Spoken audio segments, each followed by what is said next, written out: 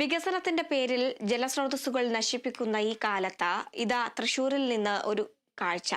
16 വർഷമായി ഉപയോഗശൂന്യമായി കിടന്ന ഒരു കുളം ശുചീകരിച്ചിരിക്കുകയാണ് നാട്ടുകാർ. കൊടുങ്ങല്ലൂരിലെ മേത്തല ശ്രീനഗറിലാണ് കഴിഞ്ഞ 16 വർഷമായി ഉപയോഗശൂന്യമായി കിടന്ന മൂസത് കുളം നാട്ടുകാരുടെ നേതൃത്വത്തിൽ വൃത്തിയാക്കിയത്. കുളം നവീകരിക്കണമെന്ന ആശയവുമായി എത്തിയ കേര റെസിഡൻസ് അസോസിയേഷനൊപ്പം അഷ്ടപതി തിയേറ്റേഴ്സും ചേർന്നതോടെ കുളത്തിന് ഇത് പുതുജീവൻ. കടുത്ത വേനലിൽ സംസ്ഥാനമൊന്നാകെ പൊള്ളുമ്പോൾ ജലസ്രോതസ്സുകൾ സംരക്ഷിക്കപ്പെടണമെന്ന ഒരാശയവും പ്രദേശവാസികൾ പങ്കുവയ്ക്കുന്നു. നവീകരിച്ച ജലാശയം പൊതുകുളമായി മാറ്റിയെടുക്കാനുള്ള പ്രവൃത്തികളാണ് ഇനി നടപ്പിലാക്കേണ്ടതെന്ന് നാട്ടുകാർ പറയുന്നു. മൂസത് കുളം എന്നറിയപ്പെടുന്ന ഈ കുളം 16 വർഷങ്ങൾക്ക് മുൻപാണ് അവസാനമായിട്ട് ശുചീകരിച്ചിട്ടുള്ളത്.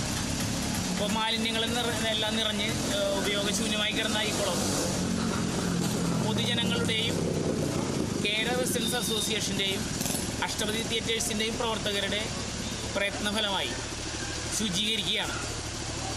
കുളങ്ങൾ എല്ലാം നികത്തപ്പെട്ടുകൊണ്ടിരിക്കുന്ന ഈ കാലഘട്ടത്തിൽ ഒരു പൊതുകുളമായിട്ട് ഇതിനെ മാറ്റിയെടുക്കുക, ശുചീകരിച്ച് മത്സ്യകൃഷി പ്രോത്സാഹിപ്പിക്കുക എന്നുള്ള ഉദ്ദേശ ലക്ഷ്യത്തോടു കൂടിയാണ് ഈ കുളം 10,000-കണക്കിന് രൂപ ചെലവ് ചെയ്തുകൊണ്ട് ഇപ്പോൾ ശുചീകരിക്കുന്നത്.